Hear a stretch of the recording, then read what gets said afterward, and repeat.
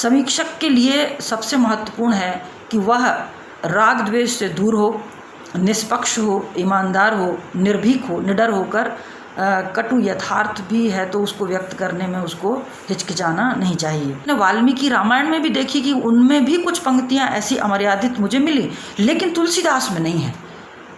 बाबा तुलसीदास की प्रशंसा और उनकी जो भक्ति मैं करती हूँ वो इसी दृष्टि से कि उन्होंने लोक भाषा का चयन किया तो राम कथा को सुनाने के लिए, और लोक भाषा में तो अमर्यादा की बहुत गुंजाइश रहती है।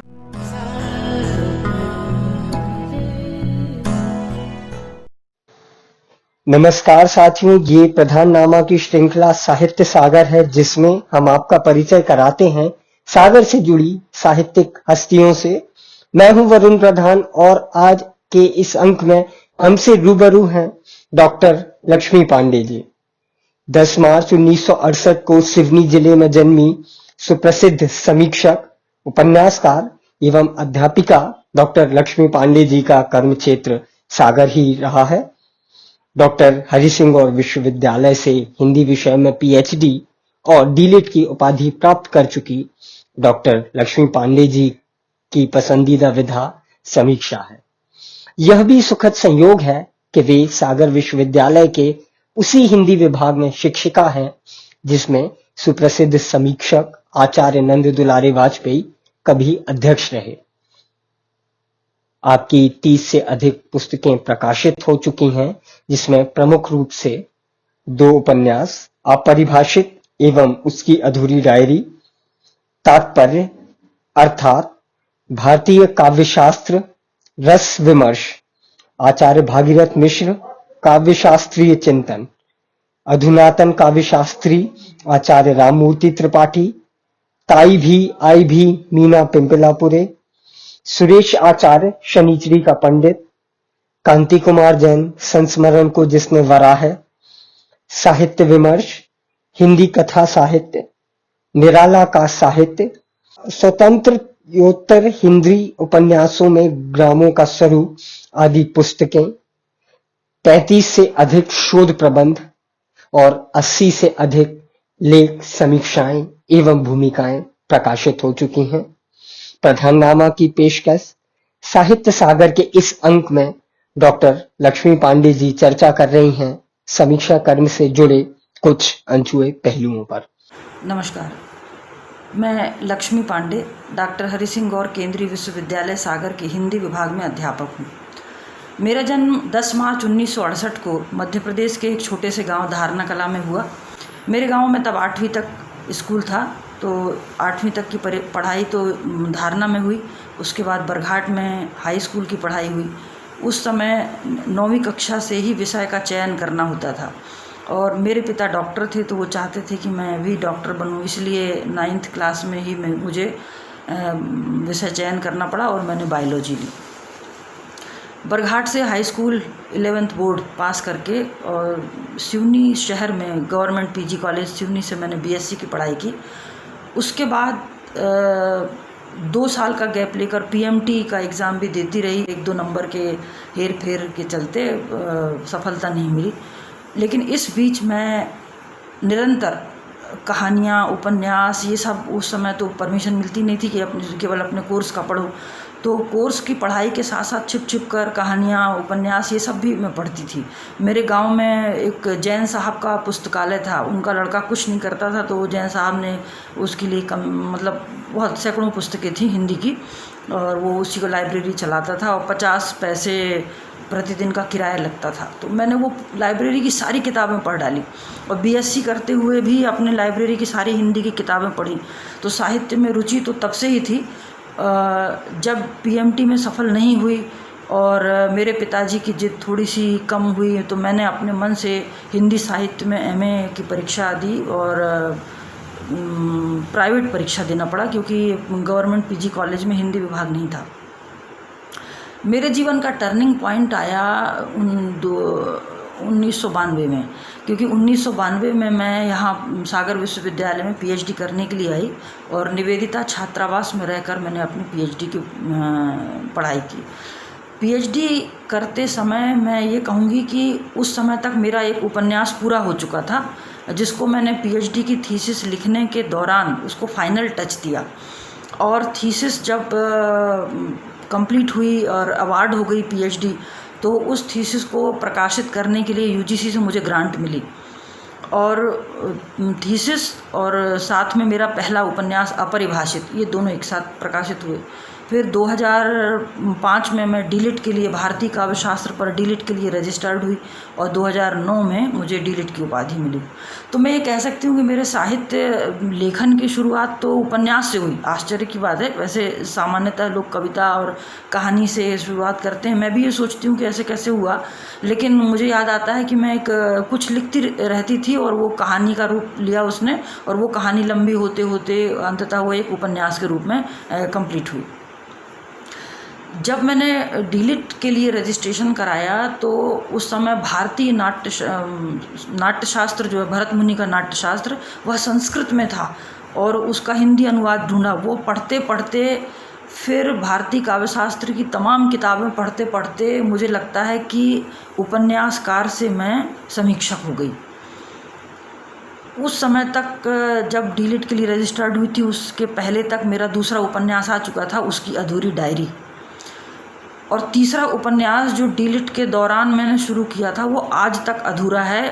और अब इस कोरोना काल में मेरा चौथा उपन्यास लगभग पूर्णता पर है, लेकिन वो तीसरा उपन्यास आज तक पूरा नहीं हुआ। मुझे भाई वीरेंद्र प्रधान जी ने कहा कि आप समीक्षा पर बोलिए, क्योंकि इस बीच में मेरी छवि एक समीक्षक के रूप में हो गई। ये पता नहीं कैसे हुआ, क्योंकि डिलीट करने के बाद एक तर्क शक्ति, एक विचार शक्ति कुछ इस तरह से बढ़ी कि हर चीज़ को सिद्धांतों पर कसकर देखना, उसको नैतिक मूल्यों की कसौटी पर कसकर देखना, ये अपने आप आता है। तो उस समय से मेरी लगभग 15 किताबें, समीक्षात्मक किताबें मेरी प्रकाशित हो चुकी हैं। इस समय तक मेरी 32 किताबें प्रकाशित हैं, जिनमें से 15 तो मेरे ख्याल से समीक्षात्मक ही हैं।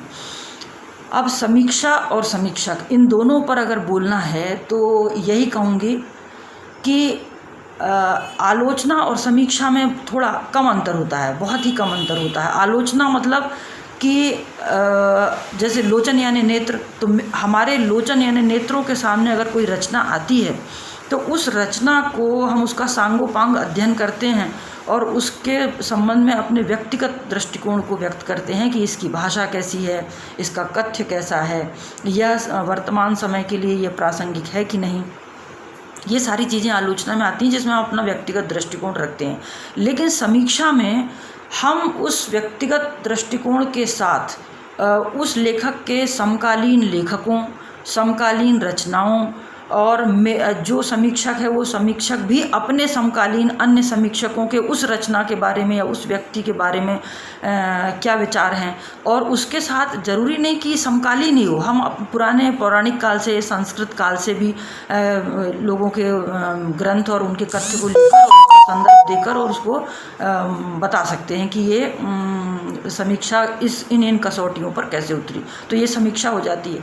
समीक्षक के लिए सबसे महत्वपूर्ण है कि वह राग द्वेष से दूर हो, निष्पक्ष हो, ईमानदार हो, निर्भीक हो, निडर होकर कटु यथार्थ भी है तो उसको व्यक्त करने में उसको हिचकिचाना नहीं चाहिए।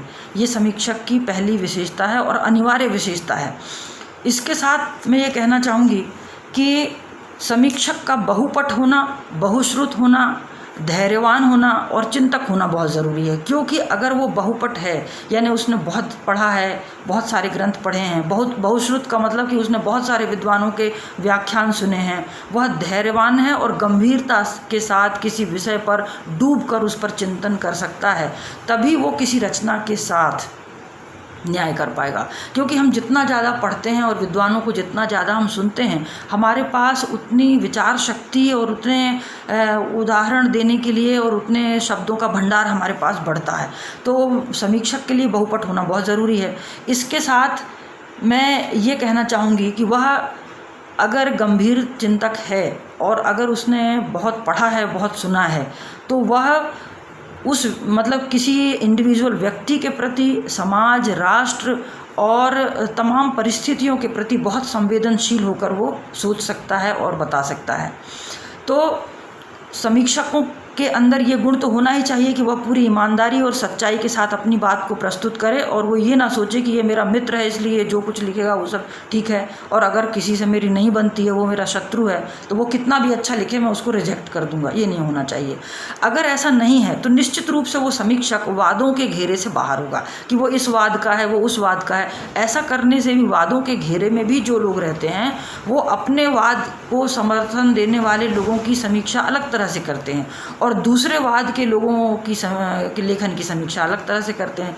तो समीक्षक को तो निष्पक्ष होना चाहिए, आईने की तरह। जैसे हम कहते हैं ना कि व्यंग्यकार समाज को आईना दिखाता है, मैं कहती हूँ समीक्षक भी एक तरह का आईना ही होता है, क्योंकि वह जो बताता है उसमें लेखक अपने रचना के बारे में, अपने दृष्टिकोण के बारे में, अपने विचारों के बारे में वो सब देख समझ पाता है कि मैं कहाँ पर सही हूँ, कहाँ गलत हूँ।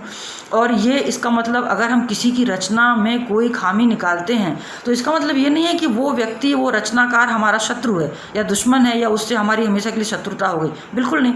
मैं या कोई भी समीक्षक उसके दृष्टिकोण पर अपने विचार रख रहा है, ये व्यक्तिगत दुश्मनी या मित्रता की बात नहीं है। ये हमको ब्रॉड माइंडेड होकर एक व्यापक दृष्टिकोण रखकर उदारतापूर्वक इस चीज़ को बोलना भी चाहिए और इस चीज़ को स्वीकार भी करना चाहिए। इसके साथ में एक बात और आपसे कहना चाहती हूँ कि भारतीय जनमानस चाहे अपने आप को कितना भी आधुनिक कहे, लेकिन उसका जो भारतीय मन है वो अमर्यादित चीज़ों को आत्मसात करता ही नहीं।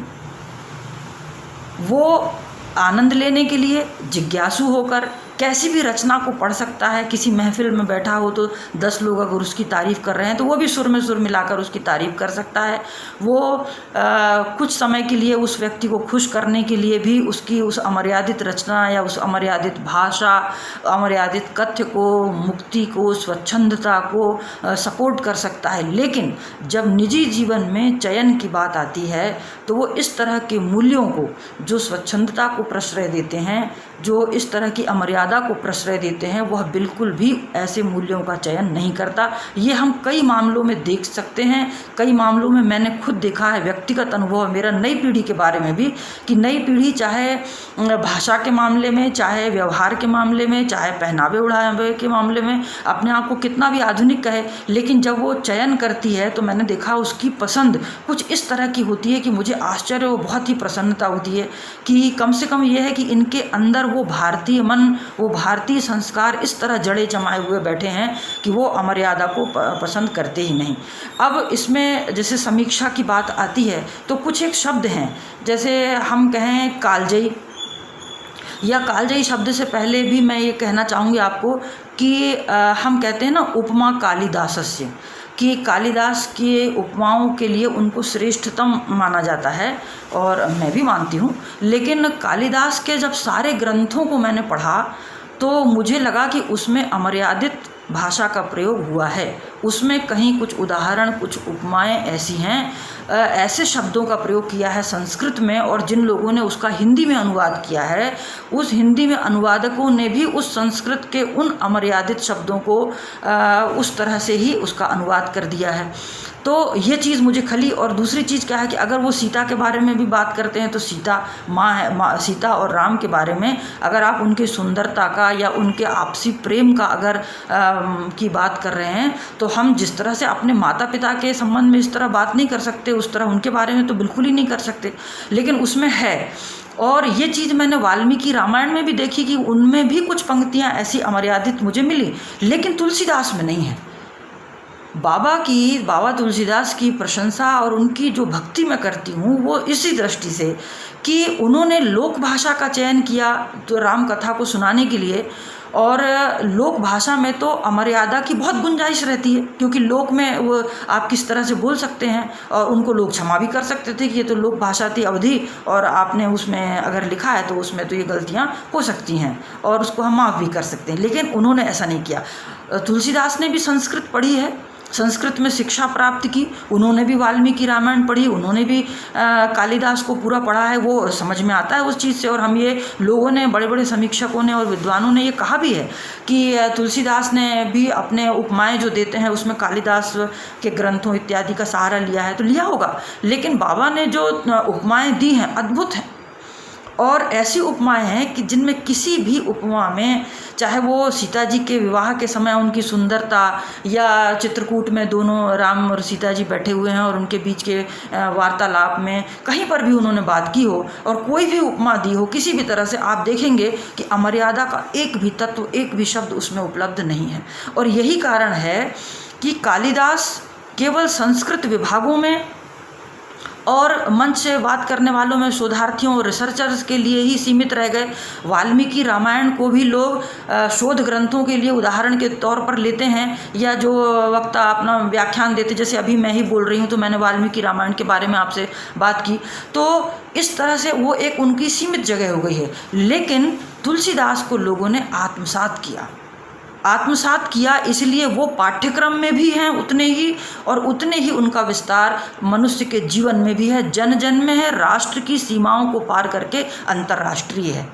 ये एक ऐसा उदाहरण है, ऐसा ज्वलंत उदाहरण है भारतीय मन का और तमाम लोगों का, जनमानस का, कि जहाँ पर मर्यादा होगी उस मर्यादित तत्व को ही वे आत्मसात करेंगे। वैसे वो शोध करने के लिए या किसी बात के लिए इस तरह के ग्रंथों का उपयोग कर सकते हैं, उसकी बात कर सकते हैं, अच्छा है कह सकते हैं, प्रासंगिक है कह सकते हैं, वो ये कह सकते हैं कि समय के साथ बदलना चाहिए, समय के साथ बदले हैं तो भाषा भी बदलेगी, व्यवहार भी बदलेगा, ये सब कुछ कहते हुए वो सारे बदलाव की बात करेंगे। लेकिन जब निजी जीवन में स्वीकार करना होगा तो वो मर्यादित तत्व को ही, नैतिक मूल्यों को ही, उस तरह के दर्शाने वाले तत्वों को ही स्वीकार करेंगे। इसीलिए तुलसीदास को मैं कहती हूँ कालजयी। जैसे यहाँ पर कुछ विद्वान हैं जो ये कहते हैं कि कालजयी जैसा कोई शब्द नहीं होता, लेकिन मैं कहती हूँ होता है, क्योंकि उस शब्द को, उस शब्द के अर्थ को हमको अपने जीवन काल के संदर्भ में ही लेना चाहिए। जैसे मैं हूँ, अगर मैं ये कह रही हूँ कि तुलसीदास मेरे समय में हैं और वो इतने साल पुराने हैं और उस समय से उनका साहित्य पढ़ा जा रहा है, मेरे परदादा, दादा, मेरे पिता और मुझ तक आया है, मेरा बेटा, बेटे का बेटा भी उसको पढ़ रहा है, और मुझे ये पूरा विश्वास है कि उसके बाद की 7 पीढ़ियाँ भी अभी रामचरितमानस को पढ़ेंगी। और इस बीच में अगर मैं चली जाती हूँ, मेरी मृत्यु हो जाती है, मृत्यु को नित्य प्रलय कहा गया है। भागवत पुराण में जो 4 प्रकार के प्रलय बताए गए हैं उसमें एक नित्य प्रलय है। नित्य प्रलय का मतलब जो प्रतिदिन होने वाली मनुष्यों की मृत्यु। तो अगर मेरी मृत्यु हो जाती है तो वो एक प्रलय है, और मैं अपने प्रलय काल में जिस चीज़ को देख रही हूँ कि वो मेरी 7 पीढ़ियों ऊपर से है और 7 पीढ़ियों नीचे तक चली जाएगी, यानी उसने काल यानी समय को जीत लिया है कि समय उसको मिटा नहीं सका, मृत्यु उसको लुप्त नहीं कर सकी। तो काल यानी मृत्यु और काल यानी समय, इन दोनों को जिस रचना ने जीत लिया, जिस व्यक्ति ने जीत लिया, वो कालजयी है। उसने मृत्यु को जीत लिया। समय मेरे बाद क्या होता है, 7 पीढ़ियों बाद क्या होता है, ये तो वो लोग सोचे ना, लेकिन मेरे समय में वो कालजयी है, ये तो मैं कहूँगी कि वो रचना कालजयी है। तो ऐसे तमाम लोग जो हमारे जीवन का एक हिस्सा बन गए हैं, जो हमारे जीवन में एक हमारी एक जीवन शैली बन गए हैं, उनको तो हम कालजयी कहेंगे। महात्मा गांधी कालजयी हैं और कालजयी रहेंगे। तो यहाँ मेरे कहने का तात्पर्य सिर्फ यह है कि अगर मैं समीक्षक के नाते इस तरह की बात करती हूँ तो हो सकता है कि संस्कृत विद्वान कहें कि आपने ये कैसे कह दिया कि कालिदास से ऊपर मैं तुलसीदास को रखूँगी, मैं वाल्मीकि से ऊपर तुलसीदास को रखूँगी, क्योंकि मैंने तो यही सिद्ध किया है ना अभी। तो वो मेरा अपना दृष्टिकोण है भाई, ये मेरी समीक्षा है और मैंने तर्क सहित आपके सामने ये बात रखी है कि उनमें मुझे, उनके साहित्य में मुझे अमर्यादा के तत्व मिले। और मैंने ये सिद्ध भी किया कि भारतीय जनमानस, जो भारतीय संस्कृति है हमारी और हमारा भारतीय धर्म दर्शन है, उसने हमारे मन को कुछ इस तरह से निर्मित कर दिया है कि हम अमर्यादित तत्वों को, अमर्यादित भाषा को, अमर्यादित मूल्यों को, स्वच्छंदता को हम आनंद लेने के लिए जिज्ञासावश हम उसको थोड़ी देर के लिए स्वीकार कर सकते हैं, लेकिन अपने जीवन में उसको स्थायित्व प्रदान नहीं कर सकते। तो इस तरह तर्क के साथ समीक्षा करते हुए मुझे लगता है कि मैंने कालिदास और वाल्मीकि इन दोनों से ऊपर तुलसीदास को रखा। अगर तुलसीदास से नीचे रखना होगा तो मैं सूरदास को रखूंगी, बाद में कालिदास को और वाल्मीकि जी को रखूंगी मैं, भाषा की दृष्टि से, अभिव्यक्ति की दृष्टि से। तो ये मेरा अपना दृष्टिकोण है। इसका मतलब ये नहीं है कि मैं कालिदास को कहीं नीचा दिखा रही हूँ या वाल्मीकि को कहीं नीचे। कोई समीक्षक ऐसा नहीं करता। समीक्षक अपने दायित्व का निर्वाह करता है, क्योंकि समीक्षा कर्म एक गंभीर उत्तरदायित्व है कि हम किस प्रकार की समीक्षा करके किस ग्रंथ में से किन तत्वों को सही या गलत दर्शाकर हम उस चीज़ को नई पीढ़ी को हस्तांतरित कर रहे हैं। अगर मैं चापलूसी करके अपने लेखक को खुश करने की दृष्टि से अगर मैं उसका हर अच्छा बुरा लिखे हुए को मैं तारीफ़ करती हूँ या कोई समीक्षक उसकी प्रशंसा करता है, तो नई पीढ़ी उसी चीज़ को एक्सेप्ट करेगी, उसी चीज़ को स्वीकार करेगी और उसी को फॉलो करेगी, उसका अनुगमन करेगी। और इस तरह आप देखते हैं कि साहित्य जो है वो नई पीढ़ी को पथभ्रष्ट कर देगा। साहित्य एक बहुत ही ऐसी महत्वपूर्ण उपलब्धि है परमात्मा के द्वारा दी गई हम मनुष्यों के लिए, कि आप देखते हैं कि स्वतंत्रता संग्राम में भी साहित्य की एक महत्वपूर्ण भूमिका थी। बहुत सारे लोगों का जो माइंड चेंज हुआ, माइंड सेटअप चेंज हुआ, परिस्थितियां चेंज हुई, वो साहित्य के द्वारा तत्कालीन लेखकों ने की। उस समय के साहित्यकारों की बड़ी भूमिका थी। तो जब हम कहते हैं कि स्वतंत्रता प्राप्ति के आंदोलन में साहित्य ने एक बड़ी भूमिका निभाई है, तो इस बात को उतनी ही गंभीरता से हमें अभी भी लेना पड़ेगा कि साहित्य की समीक्षा और साहित्य का लेखन, इन दोनों में गंभीरता एक दूसरे के द्वारा किस तरह बनी रहेगी, ऐसे कि अगर समीक्षक उस लेखक को आईना दिखाता है कि आपकी भाषा यहाँ गलत है, इस शब्द का प्रयोग आपने गलत किया, आपका कथ्य गलत है क्योंकि ये इस तरह से प्रासंगिक नहीं है, ये मनुष्यता के अनुकूल नहीं है, ये भारतीय संस्कृति के अनुकूल नहीं है। अगर वो निर्भीक होकर इस बात को कहता है और लेखक ईमानदारी के साथ, व्यापक दृष्टिकोण के साथ, उदारतापूर्वक उस चीज़ को स्वीकार करता है, तो वो अपनी अगली रचना में उसका सुधार करेगा। और जो पाठक हैं, जो नई पीढ़ी है, जो समकालीन लोग हैं, वो सब उस चीज़ को समझेंगे और उसको, जिसको समझाया गया है, केवल ये उसके लिए ही फ़ायदेमंद चीज़ नहीं होती है। अगर हम किसी लेखक के लेखन की समीक्षा इस तरह करते हैं तो दूसरे लोग जो पढ़ते हैं वो पढ़कर भी अपनी रचनाओं में उस तरह का सुधार कर लेते हैं कि अगर मैं उस व्यक्ति को फॉलो करूँगा तो वो गलत हो जाएगा। हमको उस समीक्षा को पढ़कर ये प्रेरणा मिली कि हमें ये करना चाहिए, ये करना चाहिए। तो इस तरह से समीक्षक का ईमानदार होना बहुत ही आवश्यक है और समीक्षा का निर्भीक होना बहुत आवश्यक है। इस चीज़ को जो अभी नई पीढ़ी के समीक्षक हैं उनको भी इस बात को जानना बहुत आवश्यक है कि वो जिस तरह का मतलब ये पक्षपात करके और चापलूसी करके या खुश करने की दृष्टि से अगर ये बात कहते हैं तो उनको ये सोचना चाहिए कि वो एक बहुत ही खतरनाक काम कर रहे हैं। समीक्षा उदाहरणों के द्वारा मैंने आपके सामने प्रस्तुत की है। अब इसके अनेक उदाहरण हो सकते हैं, जैसे समीक्षा व्यवहारिक भी होती है, समीक्षा सैद्धांतिक भी होती है। सैद्धांतिक समीक्षा में हम रस, अलंकार इत्यादि के द्वारा उन चीज़ों को उन कसौटियों पर कसते हैं, लेकिन व्यवहारिक समीक्षा यह कि वह लोक मंगलकारी है कि नहीं है, वह हमें रस प्रदान कर रही है कि नहीं कर रही है। ये सारी चीज़ें मतलब एक सामान्य जो हमारे सामने आता है, हमारी आंखों के सामने आता है, जो हम पढ़ते हैं उस चीज़ को समझते हैं कि वो समझ में आई कि नहीं, वो उपयोगी है कि नहीं। इस तरह से एक व्यवहारिक समीक्षा भी होती है और समाज में मेरे ख्याल से ही उपयोगी है। और सैद्धांतिक समीक्षा का अपना शोधार्थियों के लिए अपना उपयोग होता है, लेकिन समीक्षा कर्म को कभी भी हल्के में न लिया जाए, यही मेरी आपसे विनम्र प्रार्थना है, विनम्र निवेदन है। धन्यवाद।